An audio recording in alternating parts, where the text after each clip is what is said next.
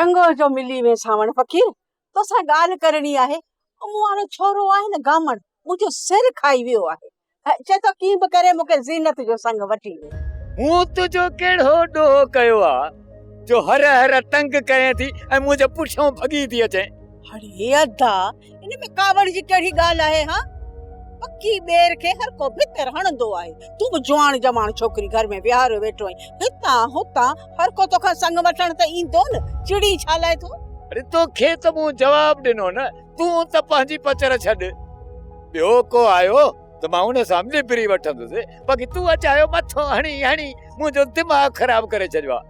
मूंखे त लॻे थो इन छोरी जो आहे न गतरा करे करे करे तू आचार विझंदे। हा बाक़ी कंहिंखे ॾियण कोन सहाईंदे। ए सिपान में के कीड़ा पवनी ने निड़ीअ में हिकिड़ो अहिड़ो गड़ु निकिरे जो सॼो ॾींहुं दाऊं कंदी वते टंक भॼई छो अची मूं मिसकीन सां उचायो थी।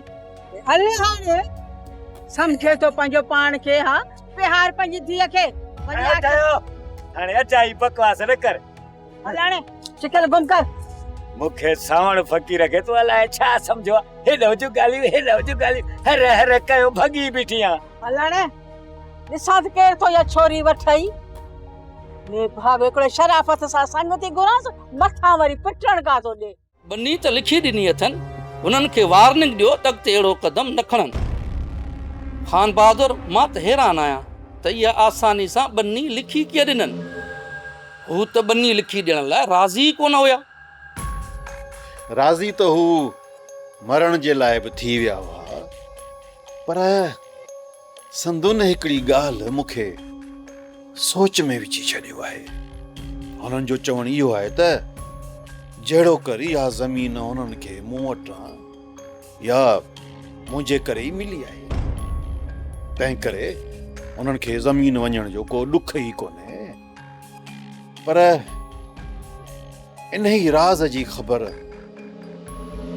मूंखे तूं वठी ॾींदे छा सम्झई ऐं तोखे आऊं इहो बि हुकुम थो ॾियां त पूरे बैकग्राउंड जी मूंखे जांच वठी ॾे त असुल मामिलो छा आहे। मां सम्झां थो तव्हांखे भुलाइण लाइ हुननि हक़ बिना को इहे फटाका छोड़े छॾिया आहिनि। वधीक मां हुननि जी जांच कयां थो त हुननि जी जनम कुंडली छा आहे। तेसीं ताईं हुनजो छा कजे। रखणु चाहियो त रखो छॾणु चाहियो त मर्ज़ी जा मालिक आहियो। हिनमहिल छॾियऊंसि था वधीक ज़रूरत पई त खंभे वठंदासूंसि। मुंहिंजे ख़्याल में त तूं हिकु अधु ॾींहुं तरसाईंसि तेसि ताईं तूं आगो पीछो मालूम करे वठ पोइ जेको हुनजो नसीब। वधीक जीअं तव्हां चाहियो ईअं थींदो बाक़ी सूबेदार बचल मां को बचो ई न आहे। वेरुन जी वस्ती वेरुन जी वस्ती। सब्सक्राइब कयो असांजो ऑफिशियल यूट्यूब चैनल सिन टीवी HD ड्रामा ऐं वधीक अपडेट लाइ बेल आइकन खे क्लिक करियो।